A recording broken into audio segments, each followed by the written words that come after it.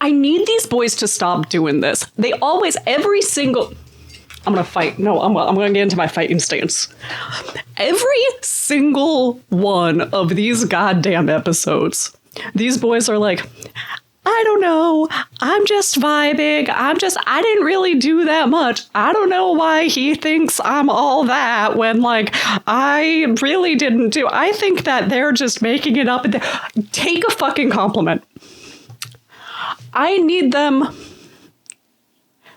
to take a compliment. Like, ever, a single once time can they just be like, oh, thanks, I really appreciate that someone noticed that I really put in hard work to that. Like, dumbasses. Anyway. Start talking. Hello. Per usual. I am Lullaby here. I'm the therapist who reacts to Straight Kids content. Woo. Is it Halloween? Yes. Should I ostensibly be doing Halloween things? Perhaps. Is it also my anniversary with my Gothic Enigma? Absolutely. Does that make it even more so that I should be probably doing Halloween things? Sure. And yet, here we are, doing the very Halloween-y activity of watching all the Lino 2 Kids rooms that I have thus far missed. But I am prepared to stick it out for quite a while. I've got 1.5 liters of hot water, 3 bags of tea, my emotional support Halloween paint by numbers. Why do I need an emotional support Halloween paint by numbers? I don't know. I can't do it while I'm watching subtitles, but that's why it's my emotional support paint by numbers and not something I actually plan on doing with my time. The point is, I'm prepared to finish, to catch up at least a little bit. So yeah, let's do that. Okay. This one, what do I know about Lino, Hyunjin? Honestly, it's been so long since I've heard about these that I know very little. I'm pretty sure this one's quite sweet, if I recall correctly. I know that they talk about Hyunjin having a hard time. That's all I remember. That's all I know. That's all I know. So very little. 가장 여린 애가 아닐까 보이겠지만 가장 여리 리누야 항상 옆에 있었으면 좋겠고. Does Hyunjin look the fiercest? 잘할게. Oh no. Oh no. Oh no. Oh no. It's going to be really, really sweet. Oh no. Oh no. I was so busy messing with the volume that I didn't know they were going to rip my heartstrings out right from the get-go. Oh, fuck.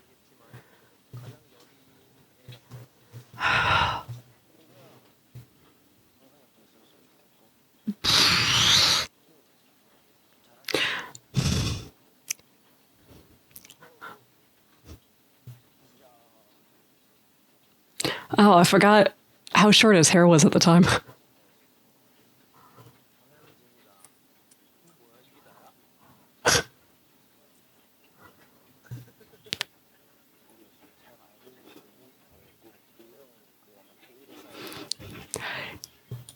They agree. Okay, if you've already watched my Minsung video, you'll know that, like, so part of the reason I'm doing this is because I'm like, I feel like Lino is so enigmatic to me, and I don't know how to respond to people when they ask me questions about what I think about, like, Lino's personality and things like that. I'm like, I don't know. He has one. Do I feel like I have, like, better insight than any? No. So, like, that's part of the reason why I want to watch these. I'm going to end up feeling both validated and frustrated if the answer is, like, nobody knows anything about him.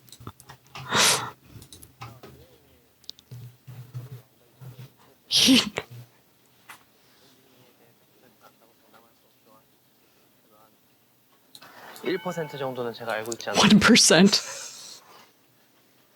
뭐 때문에 이걸 입었었더라. Why did I wear this again? 이거 하고 형 언제 했을까? Aren't you the one with like perfect memory? 와, 야, 우리 생각보다 진짜 세월 많이 지났다. 옛날에는 Aww. 성격이 살짝 이렇게 불같았거든요. 근데 지금은 그냥 그러려니 하는 성격이 좀 됐다 보니까 대화가 좀 잘 되는 것 같아요. 저 형도 말만 그렇게 할지 생각이 깊은 형이라. 현진이 빡빡이 빡빡이. Lino sure takes things seriously all the time. 우와, Yeah. 이거 되게 거창해졌다. 그래서 뭐 만화는 좀 뭐야? 야, 이거 좀 붓기 빼고 계시라고요. 맞아요. 그냥 그대로 마시고 가시는데. 어제 날씨가 너무 좋은 거야. PT가 내가 3시였어. 아, 그러면은 한 1시 40분쯤부터 PT 거기 걸어가면 되겠다. 근데 가는 내내 갑자기 햇빛이 엄청 세지더니 땡볕이 된 거야. 쓰러지는 거야. 걸어가다. 그걸 왜 걸어가? 날씨가 좋았었어. 아, 내 형이랑은 진짜 우리 진짜 어디 많이 다녔어. 다 멤버들은 면허 따고 나면 거의 다 나한테 거의 연습 왔잖아. 일단 내가 첫 번째였으니까. 아, 근데 재밌어. 낭만이 있었지. 처음엔 내가 너 옆에 타다가 합격. 이제 같이 이제 드라이브 다녔을 때. 형 처음엔 내 옆 탔지 마. 내 뒤에 탔지. 나 옆에 사이드 두 개 다 보겠다고. 그 밤에 그거 기억나냐? 별 보러 간다고. 그 터널 갔다가 잘못 찍고 와가지고 무슨 터널 이렇게 딱 나오면은 풍경이 되게 막. 그리고 맨날 밤마다 라면 먹었잖아. 그 부각 거기. 그래서 아쉽다고 막 한강 갔다 갈래 막 이러고. 아, 근데 그게 한 5년 됐나? 그 부각 무서운 썰 내가 너랑 갈 때 그거지. 맞아. 그때 무서운 썰이 아니라 그 실제로 있었던 썰. 실제로 썰. 실제 썰. 부각 가기 직전에 봉도 같은 거 나와가지고 그러서 맞아. 새벽 1시인가 막 그랬을 텐데 환자복 같이 생긴 그런 옷 입은 나이 많으신 영감님이 갑자기 달려오셔가지고. Hyunjin's so riveted right now. 죄송해요, 제가 카드를 써가지고 현금이 없어요, 죄송해요 하고 창문을 딱 올리니까 또 갑자기 똑똑똑. 진짜 무서운 줄 이러시길래 진짜 죄송해요, 돈이 없어가지고. 무서웠지 그때. 부강에서 우리 불구나무 타고 사진 찍었을 때 있죠. 맞아. 점프하고 막 그러면서. 거기 남산타워. 맞네, 남산이다. 거기 남산타워. 그때 재밌었어. 우리 돈 먹힌 거 기억나? 부강에서 항상 찍었잖아. 김포에서도 찍고 저기 서해 가서도 찍고. 우리 서해 가가지고 그 뻘 있잖아. 맞아. 밤에 가가지고. 그치, 그거 시계 놓고 막. 우리 약간 그때 뭔가 이렇게 목에 홀려 있습니다. 그때 면허 딴지 얼마 안 돼가지고 듣다 신나. 맨날 뭐 이렇게 밤만 되면 항상 같이 나왔다가. They are combined giving me like so little to work with. 그 좁아 죽겠는데 그걸. 형 한창 때 요리. They're cute stories. 진짜 많이 먹었지. 많이 했지. 항상 형 방에 책이 진짜 많았어. 맞아, 책 많았지. 놀이책, 시집. 옛날에 우리 옆에서 다 같이 살았어. 근데 그때는 야식 잘 못 먹게 했었잖아. 맞아. 그 침대에다 커튼 달아. 맞아. 커튼 달아서 침대 안에서 먹고 막. I think it's sort of interesting that they're talking about like Lino's books because I think that like these days a lot of stay when they think about like books and poetry and things like that. They think about Hyunjin, and maybe they talk about this, maybe they don't. But I'm sort of curious about like, Hyunjin is so like romantic capital R. I think when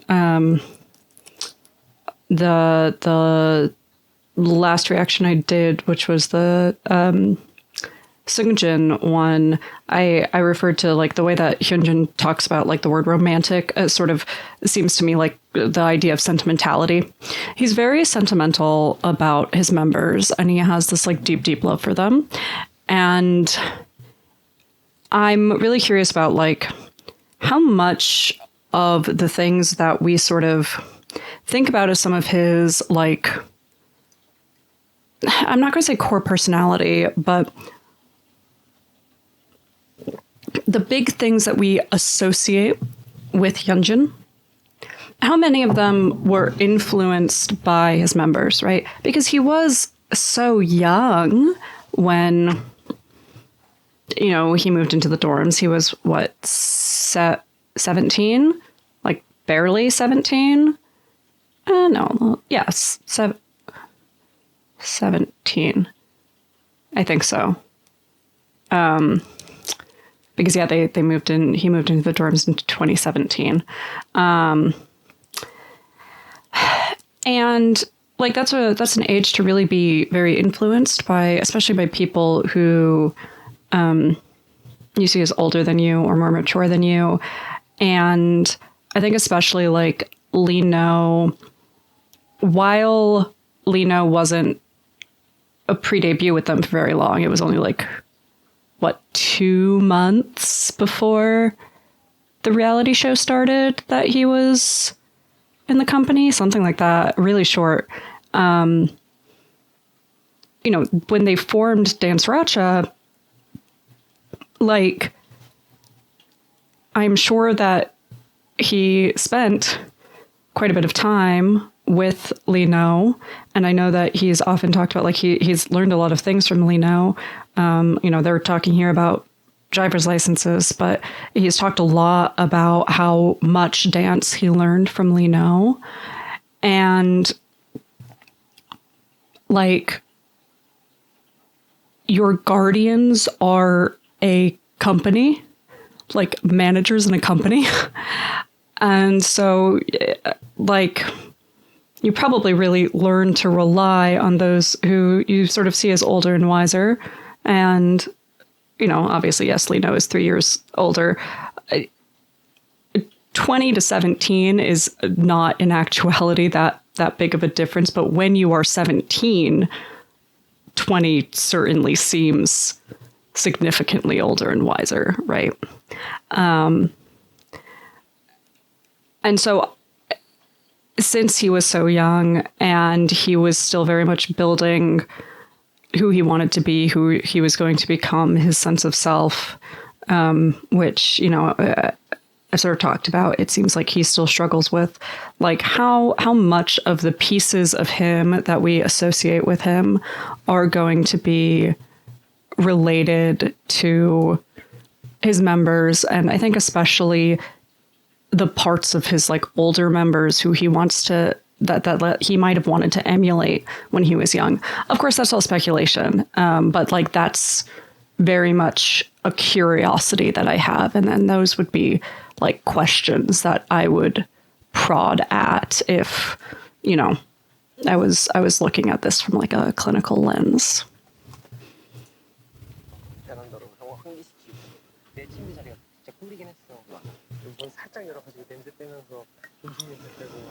생각해보면 더 재밌었어.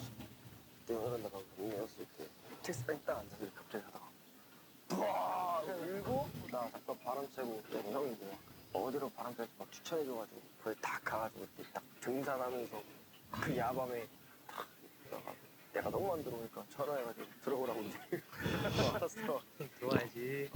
그때 밤에 나가는 것도 원래 안 되는 거죠. 몰래 나갔지. 별의별 방법으로 나갔어요. 드라이 갑자기 뭐 머리 말리고 그 형과 나한테 그물 틀어놓고 지금이야 야 하면 소리 지르고 괜히 TV 소리 일부러 크게 틀고 좀 놀라게 This is actually something that's interesting about doing parent coaching. So parent coaching is like one of the things I do a lot of. And what I often will say to parents is that, like, part of the reason why we don't recommend like super authoritarian parenting measures, except in like very specific circumstances, when we're doing like eating disorder treatment, we have to be very authoritarian for like a variety of reasons. But like overall, our most effective methods of parenting tend to be within like collaborative and proactive solutions, the CPS method, or, so some of the gentle parenting methods, or, things like that when you are working with your children. Because what a lot of parents don't seem to understand, and I mean, why would they, right? We're not very good at teaching parents how to parent. But what a lot of parents don't seem to understand is that like teenagers are actually pretty smart. They're pretty smart and they're pretty wily, and they will figure out ways to do things that they're not supposed to do. And sometimes it's worth just letting them, right? Like, I'd bet that like it's pretty common that people sneak out, and that's like kind of an open secret, and that like it's just kind of something that happens.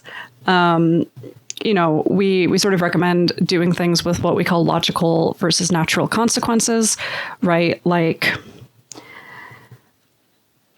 what are the natural consequences of sneaking out? If there aren't natural consequences, how much does it matter? Asking questions like that. But even if you do care a lot, and honestly, sometimes especially if you care a lot, teenagers are going to figure out how to get around things. So, for instance, one thing that like I know is really controversial, but like I've seen it over and over again, and I really stand by my opinion on this one, is like child restrictions on the internet for like children over the age of like 12, 13.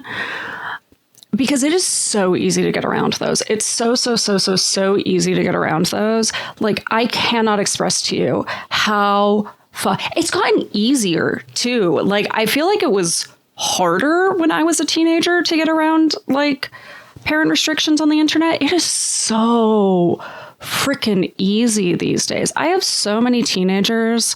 Like, I've had a number of teenagers who will come to me and be like, yeah, my parents tried to implement this like internet safety feature, but like I really don't like having them just decide to like be in my privacy, so I just did XYZ to get away around it. And it's like, I can't really blame them. And if I'm their therapist, I can be like, okay, like, what are internet safety methods?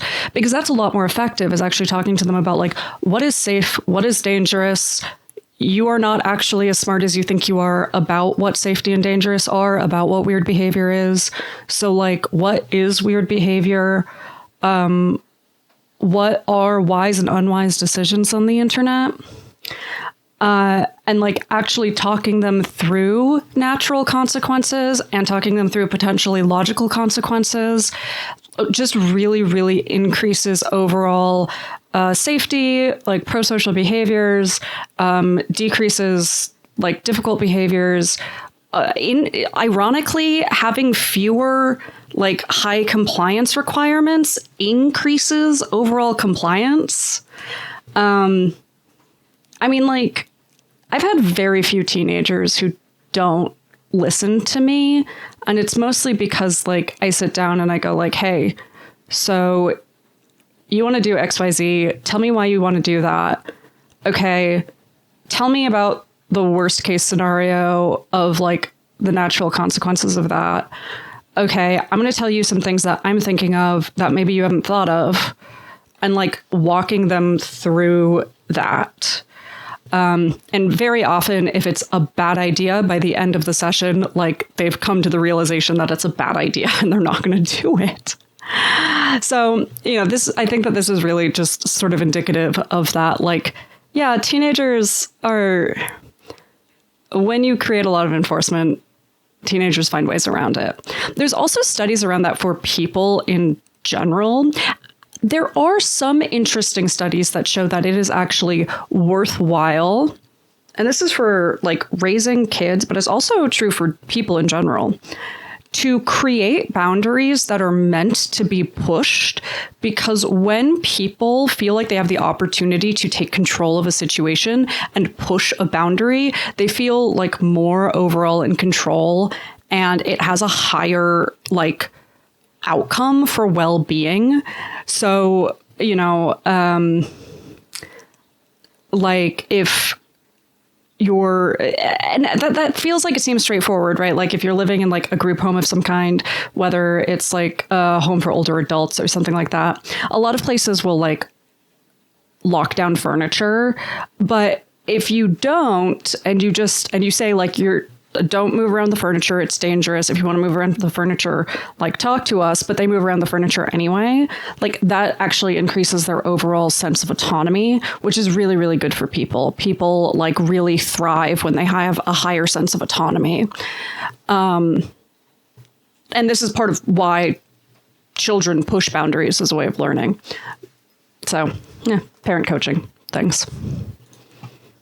진짜 별거 아닌 걸로 보면 1대1 근데 우리가 지금 진짜 누구보다 진지한 걸 하는 거 같아. 우리 팀에 대한 미래 그리고 딴청 막 뻔뻔한 걸 얘기했을 때 요즘 정말 어떻게 저럴까 맞아 얘기를 하셨는데 넌 어차피 형한테 고민 되게 많이 물어보잖아.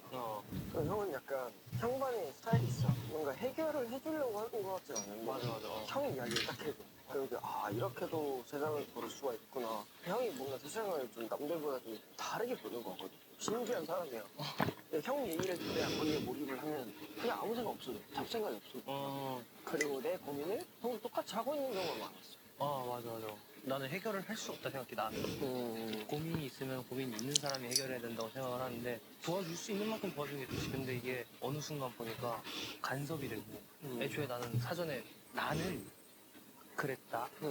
너는 네가 결정해. 뭔가 솔루션을 일부러 주자. 뭔가 나처럼 살아 이런 게 없어. 그냥 난 이랬어. 뭐 이게 도움이 되면 좋겠다. 뭐 이런 느낌? 간간히 얘기를 좀 하다 보면 형도 막 가끔 얘기를 하잖아. 맞아.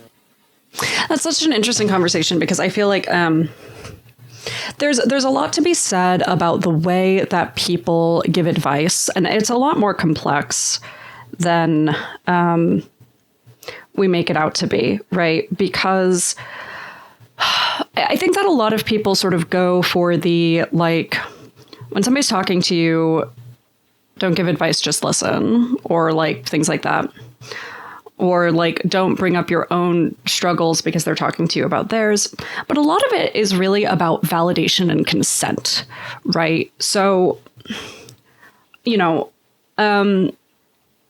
I've often said that like I'm a clinician who errs more on the side of self-disclosure than a lot of clinicians, which is not to say that I am reckless with it, but is to say that for my usual client populations, having more self-disclosure from me is usually beneficial to them.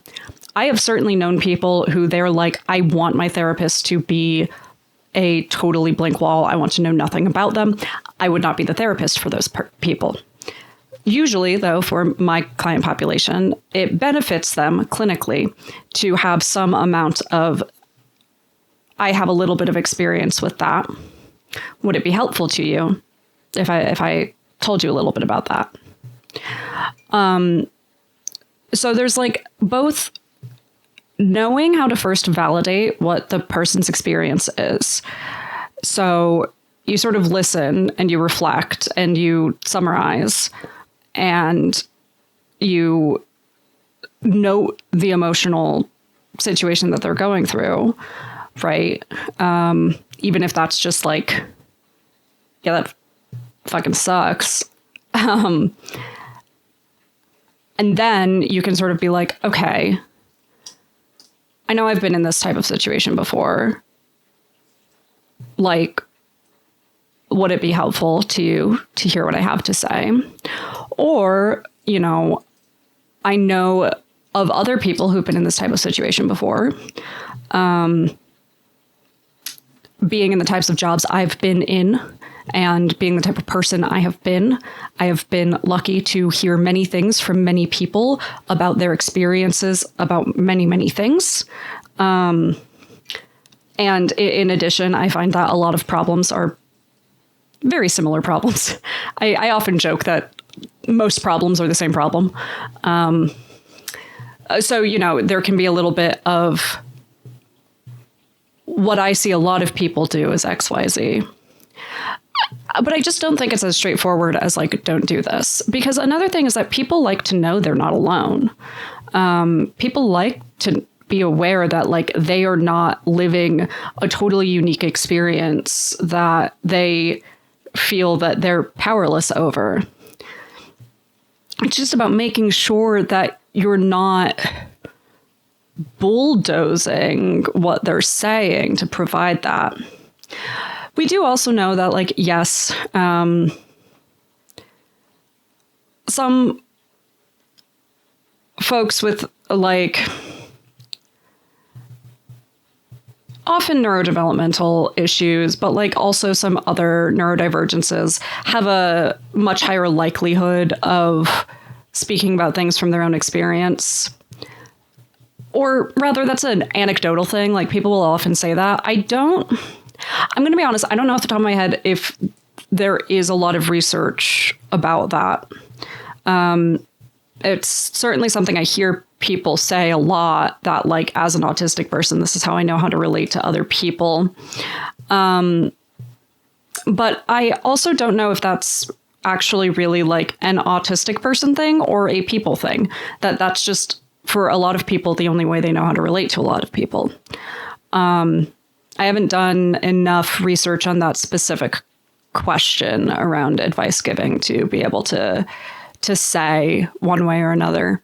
But so I think that this is interesting, like them talking about, and I think that a lot of times us building closeness with another person is about, you know, do we communicate about serious issues in ways that work for each other? Because ultimately, if you can't talk about like difficult or serious things, there's just a level of closeness, of like emotional intimacy that you're never going to get to. You just can't get to it. You can't really build a vulnerable relationship with somebody without being vulnerable with them. And if the two of you can't be vulnerable with each other in a way that doesn't cause deep dis-ease, and you don't know how to overcome that, like, you just sort of hit a wall at some point that you either have to choose to mutually figure out how to overcome or walk away from and recognize that this isn't going to be a deep relationship. So, you know, it sounds like what they're saying is that they have very similar perspectives on, like, ultimately, I'm only in control of what I'm in control of. I'm only in control of what I am in control of. And I can ask for help and thoughts and advice and perspectives. And I can give help and thoughts and advice and perspectives. But I'm the only one who can solve my problems, and you're the only one who can solve your problems. And that seems to have worked out for them. 나는 그냥 들어주고 있는 거 같아. 듣고 와 나도 그거 고민이었어. 아 이 정도 그래? 아 형님 나만 그렇게 생각하는 게 아니구나. 이런 얘기를 많이 하고. 해결소보다는 그냥 서로 얘기하고. 민호 형은 자기 이야기를 좀 담백하게 잘 풀어내는 성격인 것 같고. 그러다 보니까 그냥 그런 얘기 듣기만 해도 좀 제 잡생각이 좀 날아가는. 그래서 민호 형이랑 좀 단둘이 있는 시간들을 좀 더 좋아하는 것 같기도 하고. 그 내 고민들을 해결해주는 그런 것보다는 그냥 같이 있으면 안정돼. 굳이 고민해봐야 지금 별 수 있는 건 없거든요. That's got to really help for somebody like Hyunjin, who seems to have a lot of thoughts going at a lot of times. You know, he's a very restless person. He's a very hyperactive person. You know, he doesn't talk a lot about like the inner workings of his brain and exactly how it works. But I have to imagine that it is quite a lot happening at any point in time. So having the quality of being someone who can like help focus it in and direct it, and like when you're around them, at least the more anxious parts of that everything all everywhere all at once, like, come down. That's a really, really important quality you know, to have in somebody who you're in relationship with. 뭐 그렇게 따졌을 때 지금 이렇게 고민해서 머리 아플 거 아니에요. 알바인가 하고 그냥 고민에 환기를 좀 시켜줄 수 있는 사람. 내가 힘들 때 I want to rewatch that a little bit. 뭐 혹시 고민해봐야 지금 별 수 있는 건 없거든요. 뭐 그렇게 따졌을 때 지금 이렇게 고민해서 머리 아플 바에 알바인가 하고 그냥 고민에 환기를 좀 시켜줄 수 있는 사람. 내가 힘들 This, I'm going to put this into my bucket of my theorization that Lino has a relatively secure attachment style all around. I'm still building this concept of Lino and his attachments, but I'm putting this in my more secure attachment predominantly bucket. As I've said before at other times, if you've watched other content, sorry if this is a repetition, if you have, but, you know, while, sorry, the rain just got like really loud for a second. While insecure attachments are sort of about like, there's either something wrong with me or something wrong with other people or something wrong with both. Secure attachments are a lot more like hard things will happen, but like for the most part, I'm probably an okay person. And for the most part, other people are probably okay people. And bad things will happen, but also good things will happen. And if something bad happens, I'll be able to get through it. Right.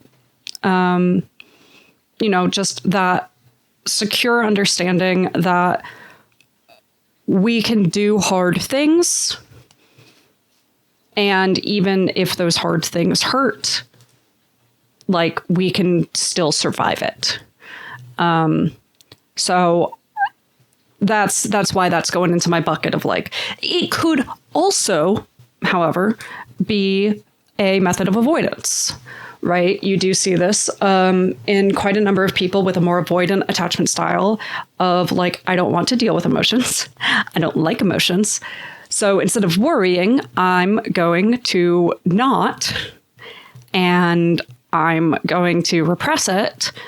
And, or maybe I'm going to take that worry out somewhere else. I'm going to take that like anxiety and I'm going to redirect it somehow.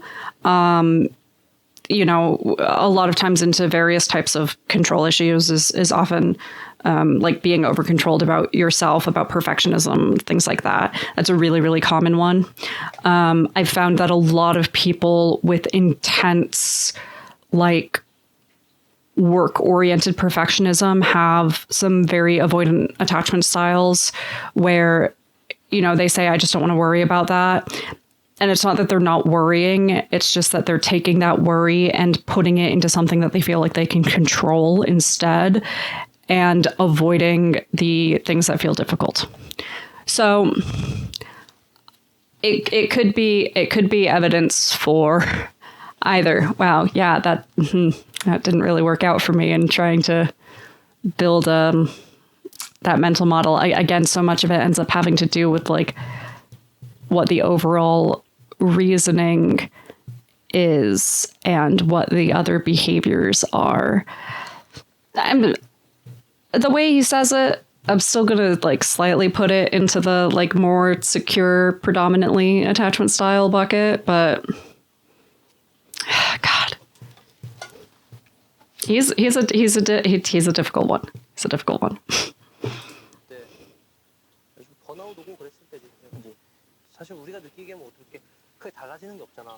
맨날 똑같은 거 하고 있고 뭐 하고 그러다 보니까 이제 그때 번아웃 올 때 이제 너나 이제 멤버들이 한마디 해주면 이제 그게 또 힘이 되고. 아 사실 근데 뭐라 해야 되지? 애들이 뭔가 아무것도 안 한다. 근데 그게 더 힘이 된다. 지금 나만 여기서 지쳐 있구나. 오케이 나아질 거 뭐 하고 같이 이게 다시 갈 수 있는 그게 생기는 거지. 원동력이.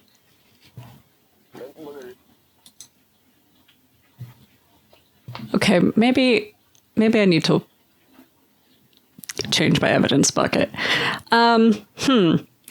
That's not how I would recommend getting out of occupational burnout. That's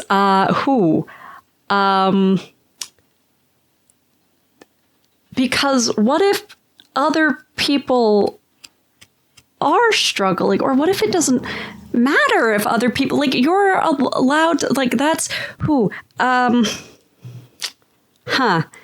yeah, that's not how I would recommend getting out of occupational burnout or autistic burnout, which are two different types of burnout. I'm assuming, well, no, he wouldn't have hit occupational burnout. Burnout is a complicated term, and I don't know what term they actually used here.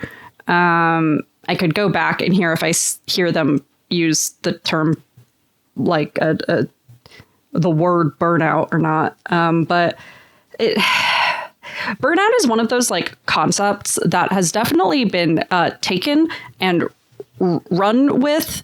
And I don't know what people mean by it half the time anymore, because they definitely don't mean what it is. Occupational burnout is very specifically like burning yourself out of the career path. And when somebody is burnt out, this is not a I am struggling day to day anymore. This is a I've left. I've quit my job. And not only have I quit my job, but I'm leaving the field.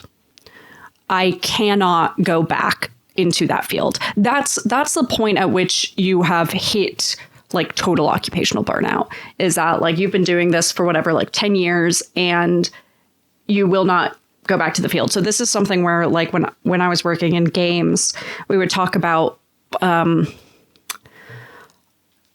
about at the time when I entered the field. I haven't looked at statistics much since, but you know, so as of whatever, like 10 years ago or something, only about 30% of the women who worked in games would stay in their careers for longer than 10 years, right? So what we were seeing is that 70% of women burned out of the industry. They hit occupational burnout from the industry. The World Health Organization, I believe, is like working on some clinical guidance around making this a more formal. There's like some debate about adding it to the ICD. I don't think it was added to the ICD-11. I don't think so. I should double check, because there were some things added and changed in the ICD-11, which came out like very, very recently. But it's one of those things that like I don't think it's formally a diagnostic. It's certainly not in the DSM, but it is considered a like major significant clinical mental health situation. People can start to approach occupational burnout, right? And like what we want to do is try to get intervention before they hit occupational burnout. They're burning out, right? Autistic burnout is a whole different thing.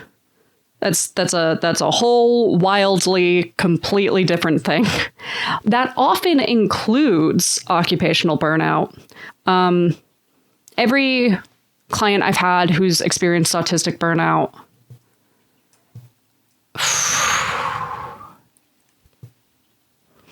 I want to say of the ones I've had, probably somewhere between 60 to 80% also at some point in their life hit occupational burnout.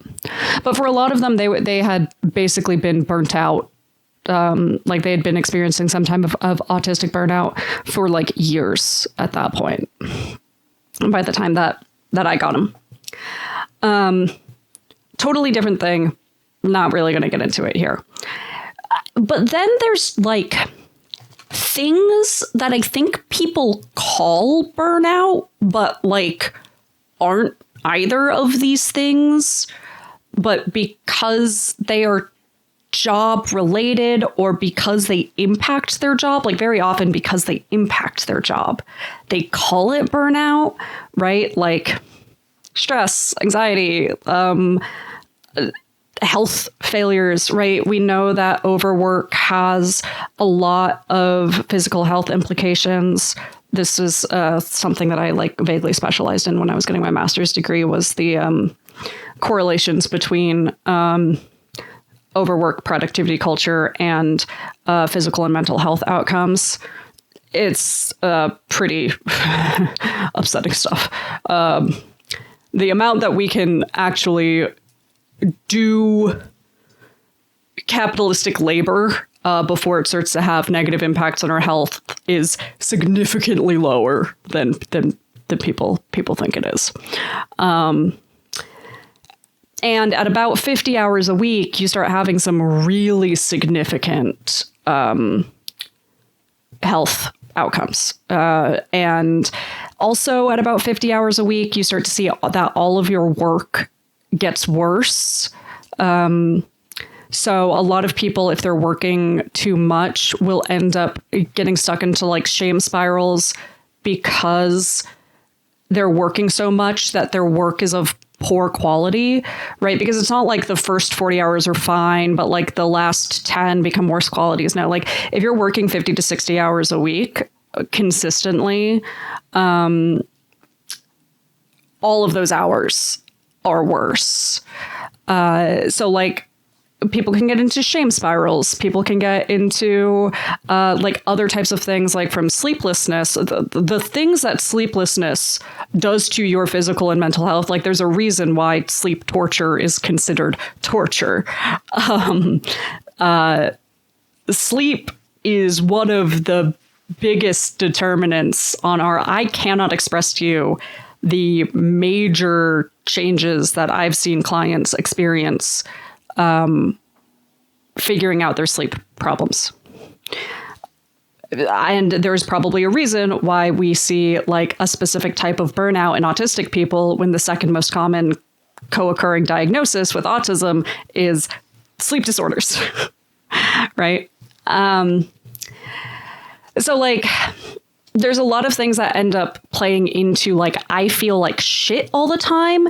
And I think sometimes people talk about burnout and what they mean is I feel like shit all the time, right? It's not just like at my job. It's not just in my career. It's not just like if I found something else, I would be way happier. And like this specific career is making me miserable. It's I feel awful all the fucking time, no matter what I do. I feel like that's what I hear a lot when people talk about burnout. And that's like a lot of other things that I see why people call it burnout, because we don't really have a term for, I don't know why I feel terrible, but I sure do. But yeah, so like, I don't really necessarily know. We don't really know exactly like what Lino is referring to here. What I will say is that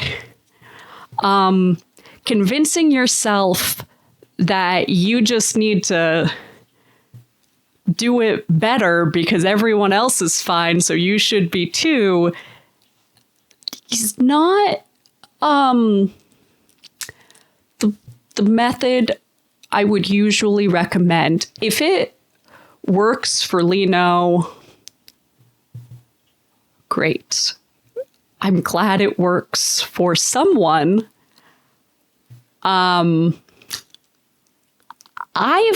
never met someone for whom that is the most effective method. Like, it'll work.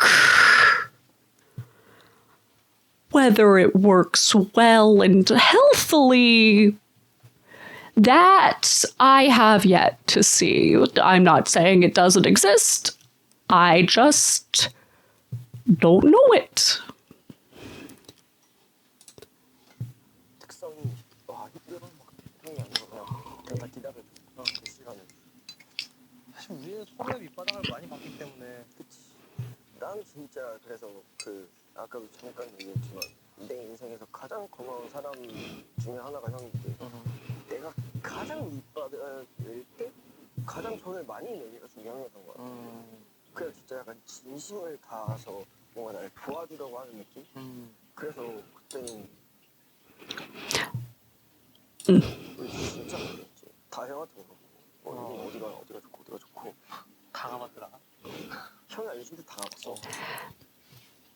So when we saw the trailer for these, I made a guess as to who Hyunjin was talking to, and I didn't put Lino on the the poll list. I was like, guess of the 4 people who, because I really thought about it. But what I had thought about was the fact that Lino has historically said, and people have historically said about Lino, that he is not like an emotional labor kind of guy.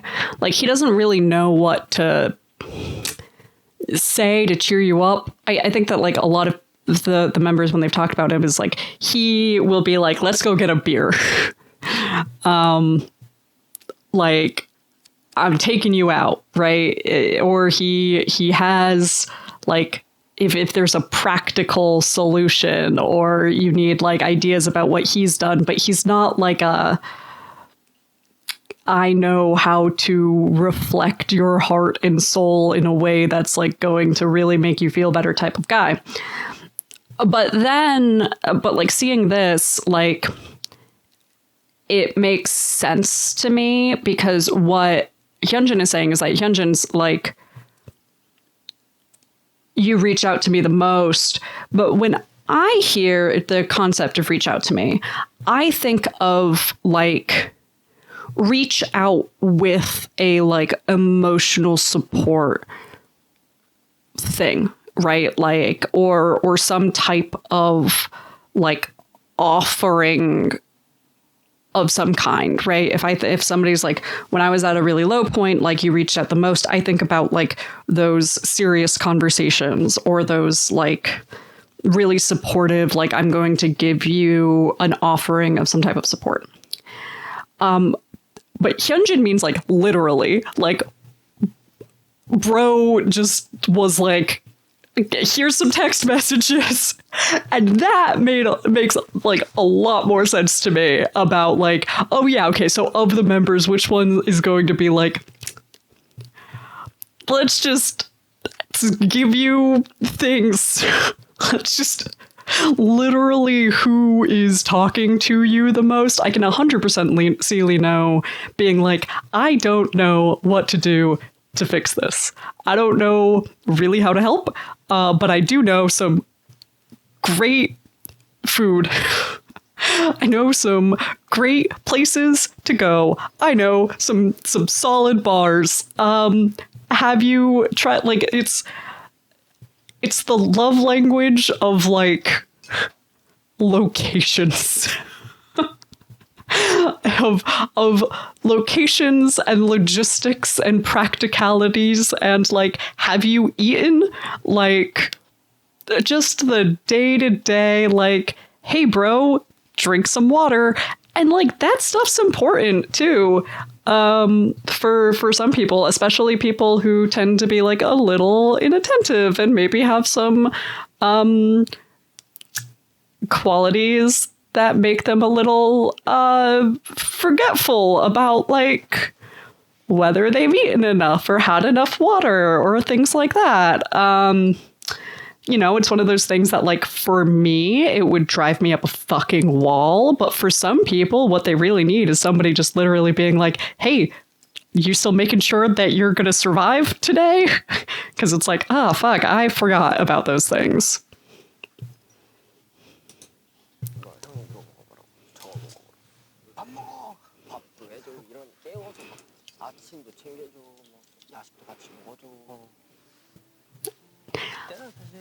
I love when I say shit and then I'm immediately proven right.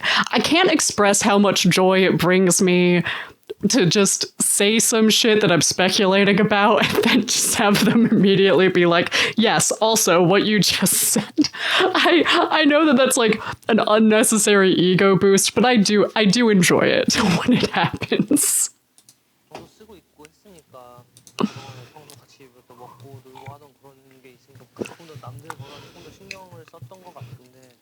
No.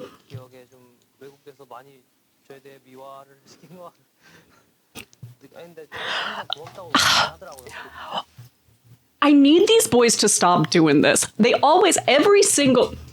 I'm gonna fight. No, I'm gonna get into my fighting stance. Every single one of these goddamn episodes, these boys are like, I don't know. I'm just vibing. I didn't really do that much. I don't know why he thinks I'm all that when, like, I really didn't do. I think that they're just making it up. Take a fucking compliment. I need them to take a compliment.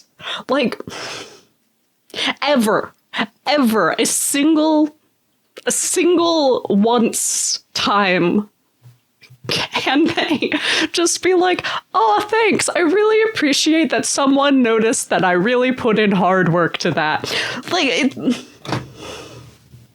dumbasses. Anyway. 그거에 대해 그때 일단 옆에 있어주는 것만으로 위로가 되길 바라는 마음으로 있었죠. 저는 뭐 어디 바람 쐬고 싶다 그러면 바람이 많이 부는 곳, 가봤던 곳 중에 괜찮은 곳 좀 추천해가지고 갔다 오게 하고. 형은 약간 그 설레는 포인트. 절대 안 해줄 것 같은 것들을 꼭 해주고 당연히 해줘야 될 것들을 당연히 안 해. 이게 밀당이 아닐까 싶어. 아니 형으로서 뭔가 당연히 날 요구할 수 있는 거 있잖아. 그런 것들은 절대 안 하고. 한 500만 원만 붙여줘 이런 거. 아 그런 건 아니야. 예를 들어서 이거를 형이 해준다고 하는 것들 보면 다 형이야. 그러니까 나는 형이 지금 3명이잖아. 찬이랑 창빈이 형. 창빈이 형은 약간 안 해주는 형. 다 해주지 않나 걔는? 다 해주는데 약간 귀찮은 거 절대 안 하지. 그리고 찬이는 다 해주는 애. 그냥 부탁하면 다 해줘. 맞아. 형은 해줄 거 안 해주고 해주지 않아도 되는 건데 I'm sorry, I have to go back to that thing about Changbin because that was a wild back and forth. Because that was like, Changbin doesn't do things. Changbin does everything.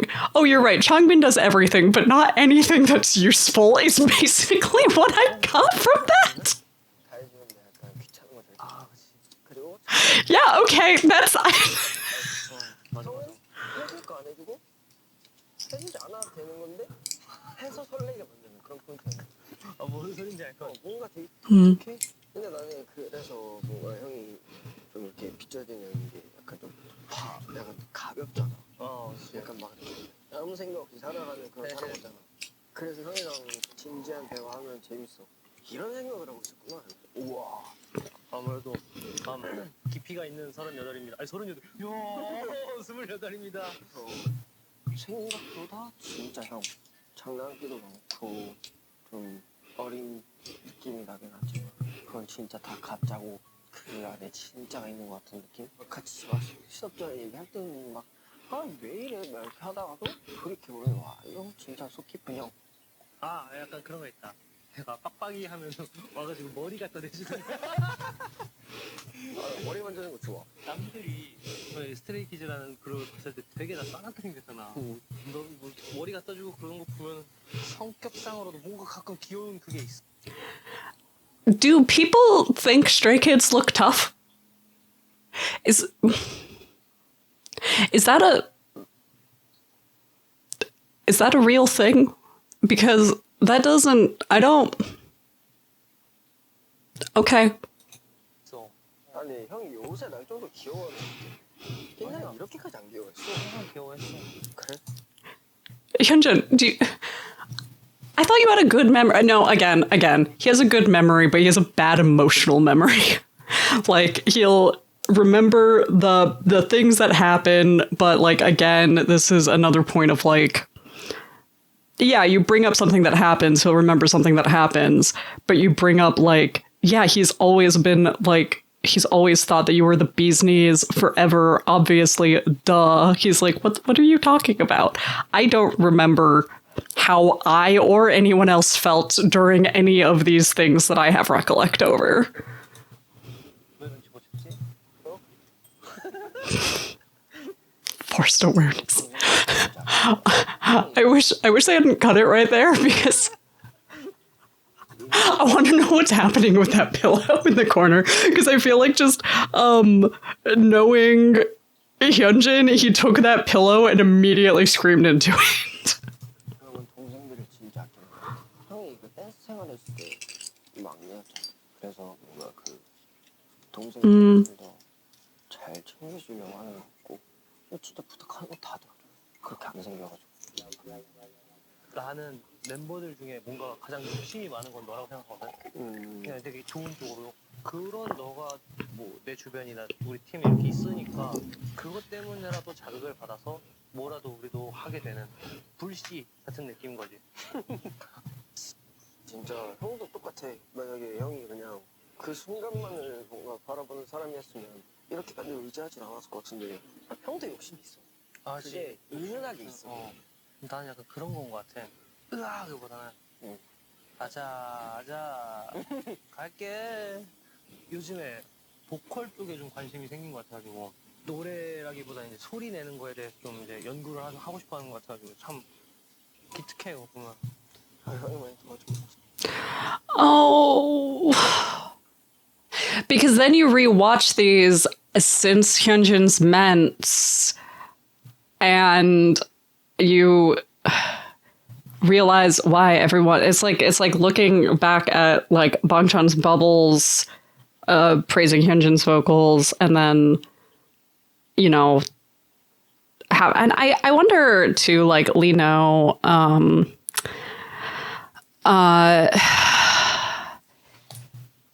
he had such a struggle becoming a vocalist as well. You know, obviously, like that was part of the elimination situation, and then he like improved enough, but it was quite a while before he started getting more vocal lines. And like really leaned into vocalist, like being a little bit more of a vocalist. So a while I would bet that like, obviously Hyunjin has said that Seungmin helped a ton. I would also bet that like some of that experience of Lino saying like, hey, this is some of what I went through trying to figure out how to use my voice, may have helped as well. Obviously different situations because like what Hyunjin was dealing with seems to have been more of a like physical or medical problem, overlapping with some like anxiety, but something probably relating, if not relating to the speech impediment, like relating to something adjacent to the speech impediment, but still having that like difficulty of how do I figure out what I need to do to be the vocalist I want to be, right? And probably also like reminding him that even though, you know, that has been an ongoing struggle for him, like he's figured it out before and could figure it out again. 얘를 뭐 그런 거 있잖아. 목소리를 되게 잘 쓰는 사람들, 되게 맛깔나게 쓰는 사람들 보면 나도 그런 게 너무 부럽긴 하더라고. 그러니까 형이 엄청 늘었잖아 보컬적으로. 그래서 그거 보고 와 나도 해보고 싶다. 이렇게 되는 거 같아. Yeah, sort of like how that conversation just happened, right? Where, you know, Hyunjin was saying like, you've helped a lot. And Lino again brought up that experience of like, I experienced the same feeling of, you know, hearing voices that are really expressive, hearing the voices that I want to sound like and wishing I could sound more like that. And Hyunjin then sort of countering with like, well, but I really like your voice for like X, Y, and Z reason. And when you're having like a deeper conversation with somebody and using that method, what can help a lot is that like, if you're smart about it, and obviously I don't know if Lino knows how to do this specifically, but the next step of the skill is sort of throwing that back at them, right? Like, well, yeah, but like, I'm jealous of those voices. I don't have that voice. But if you love my voice, doesn't that mean someone has to be able to love yours too for what it is and what it can give, regardless of the fact that it doesn't sound like these other voices? This is like a really, really common clinical skill that we use all the time, is the like, it's sort of the, what would you say if somebody else was in your situation thing, is the, here's a relatable experience. Okay, well, you can show compassion for that experience. as it turns out, your experience is actually the same experience. So can you show compassion for yourself in that situation? 데뷔 초 때문에 막 그렇게 막 서로 막 잘하는 게 없었잖아. 똥강아지 같은 떼우던 감자도 여러 명이서 Oh, that's right. I did see the grimy potatoes thing. 각자 길을 좀 잘 찾고 성장하는 그런 것들이 딱 보이니까 우린 진짜 서로 그런 자극을 많이 받게 돼 있거든. 나 이거 요새 형한테 진짜 자극 받아. 그게 자신이 있어졌어요. 그러니까 인생이 좀 형이 좀 평탄함을 좀 찾은 느낌? 여유가 많이 생겼어. 그게 진짜 부러웠어. 멋있고. 근데 형 보면 하면서 할 건 다 해. 그래서 와 저렇게 인생을 좀 살아봐야겠구나. 스컬해 재밌어. 스컬해. Score it. No. 더 재밌고. 그치. 사실 요즘에 눈에 띄게 성장하고 있다라고는 생각하진 않아요.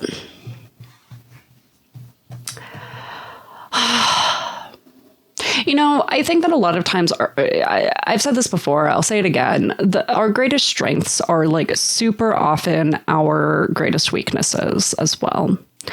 And so what can happen is that we see the parts of ourselves that feel weak, and we end up being envious of what would counteract those parts in others, not realizing that they would also destroy parts of ourselves that are strong. And so, you know, Hyunjin is saying that he really wishes that he was more like Lee No in this like laid back, chill sort of way. And I totally understand why he would be envious of that, right? He has these really, really big emotions that sometimes really bring him down. And that he sometimes really, really struggles to deal with. And that can feel overwhelming. You know, as much as Stay sort of jokes about him being like a drama llama, I would bet that for him, that feels a little bit more like a fault. You know, that fear of being too much, that fear of loving too hard, of being too dramatic, of, you know, not being able to get your emotions under control in a way you see other people doing. And the thing is that like that also comes with a lot of strengths, though, is that as difficult as that can be, and it absolutely can be, and it's worth trying to make it less difficult on yourself. Although like kind of fuck whether other people think you're too much, like whatever. While it can be worth trying to figure out like if those big emotions are really causing you your own personal distress, like how to reduce that, it also is part of what makes him like so interested in being a songwriter, and like create certain types of very emotive music. It makes him, you know, that bigness of love is a wonderful quality. It can be a heartbreaking quality, but it's also a really beautiful quality that can like change people's lives, right? So I see what he means about like, I wish that I could be more like that. And certainly he's learned a lot from Lee No, and he's probably wanting to learn more about how to incorporate more of that. But if he were to just not have those bigness of feelings anymore, he'd also lose so much of himself. And, you know, so I always think it's a little sad when I see people so envious of people who they see as like the opposite of their weaknesses, not recognizing that that would also diminish their strengths. 차츰차츰 뭔가를 계속 좀 쌓아놓고 있는 것뿐이지 진짜 막 계단 오르기식으로 막 이렇게 올라가고 있다고 생각은 하진 않아요. 그렇게 오른다면 너무 좋은 일이겠지만 근데 그 와중에도 분명히 한 번씩 번아웃이 올 거고 근데 그럴 때 이제 아까 말한 것처럼 현진이의 열정이나 이런 걸 보고 저도 저 자극을 받아서 다시 열심히 불을 지필 수 있는 그런 계기가 되는 거고. Okay, if that's his argument, that makes more sense. If what he was saying earlier was like, not, I tell myself that the other members aren't struggling, so I shouldn't be, which is how I interpreted the translation. If what he was saying was like, I see the other members still working really hard and being passionate, and it makes me remember my own passion, and that motivates me. Or, you know, I am accountable to my community, and that motivates me. That's sort of a different matter. Now, community accountability towards hyperproductivity can be an issue. Huge issue, massive issue. I spent 5 years of my career focusing on that issue before I became a therapist. So I'm not going to get into it because I could spend 20 years more getting into it. But, you know, community is the strongest form of accountability. Because we really like leaning into things for the people we love. And this is something he's passionate about. So like those two things combined can create a lot of motivation. So if that's what he was also saying earlier, then I am slightly less concerned about like his how I get through burnout. But if it's like a little bit of both, then I'm a little more concerned about the methodology of getting through burnout, because you can only do that for so many years before you actually burn out. 형은 되게 평화로운 사람이거든요. 평화로운 사람인데 욕심이 없지도 않아요. 그러니까 리더는 성격 자체가 뭔가 이렇게 좀 적극적으로 나서는 성격은 아닌데 뒤에서 항상 저를 이렇게 딱 받쳐주고 있는 그런 기분이 들고. That's a really strong leadership skill. 참 좋아요. He sounds like he's a really strong leader, like overall. 자기 해야 할 것들을 똑똑히 해내는 그런 점들이 참 본받아야 될 부분이라고 생각하고요. 형 성격이 참 좋아. 성격. 그 뭔가 좀 그냥 그 잔잔한 성격. 욕심 있을 때 욕심 딱 부리고 열정 있을 때 딱 열정 있고. 쓸 때 쓰고 안 쓸 때 안 쓰는 딱 그 절제력. 절제력. 난 그게 옛날에는 그냥 형이 막 흘러가는 대로 사는 거 보면서 그냥 다르구나를 느꼈었거든. 근데 지금은 되게 어른스럽게 느껴져. 그러니까 세상에 풍파를 겪는 걸 다 겪어본 그런 노장 같은 느낌. 노장이라니요. 내 이름을 노로 잘못 지어가지고. 나는 그냥 배우고 싶은 욕심이 있지만 이 프레시 하면 하잖아. 하면 하지. 하면 해. 하면 하지. 왜냐면 뭔가 꾸준함이 있고 그러니까 형이 그 컵케이크 에서도 버티고 댄서에서도 버티고 그러고 나서 스트레이트키드 데뷔했는데도 그 풍파를 다 겪고 다 이렇게 버티고 있더라. 야, 진짜 밝긴 했다. 형이 진짜 다치고 꽤나 다시 그렇긴 하고. 진짜 채로. 야, 셀카만 생각해. That was such big, like, God, I'm old energy. 예. Lino just seems always ready for a nap. 현진아, 안녕 나야. 본전이 많이 늘었어. His writing is so small. 힘내보자. I had to remember which comeback he was talking about for a minute there. 히어리는 안녕 리나 잘 지내지? 겉으로 보기엔 무뚝뚝하고 정없는 형이지만 형같이 따뜻한 사람 많이 없다는 걸 세월이 가면 갈수록 느낀다. 앞으로도 오래오래 술 한잔 바이. Well, that might be the shortest message I saw him write. Okay, I'm going to now actually read the chat, if there's a chat. Oh, there is a chat. Yeah, Lino is... Yeah, I also really like that the members always emphasize how caring he is. This is something that I've noticed about the Two Kids rooms overall, is that they seem to work really hard to like talk about strengths that Stay might not have noticed.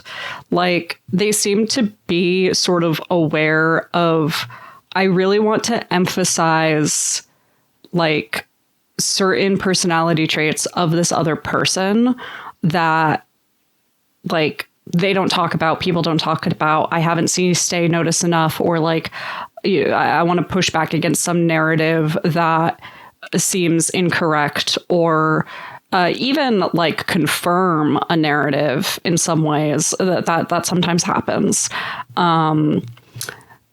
So I also really like that they keep emphasizing how caring he is, because it's true that he like clearly is. Like, when I worked in tech, I did a lot of work in like coaching and like management development and things like that. And what we'd call, there's a very common term used in corporate called a servant leader, which is sort of that person who does lead from behind, who like the way that they lead is by giving support, is by like identifying what people need to excel and giving them the tools they need to excel, and helping them get better at solving their own problems and helping them become more self-sufficient. And that's really the impression that I'm getting from what Hyunjin is saying, which I think like is probably very meaningful and important from Hyunjin, who has been such like a direct mentee of Lino's because of, Dance Racha, and also the way that Lino has sort of taken him under his wing, it sounds like in multiple avenues of life, right?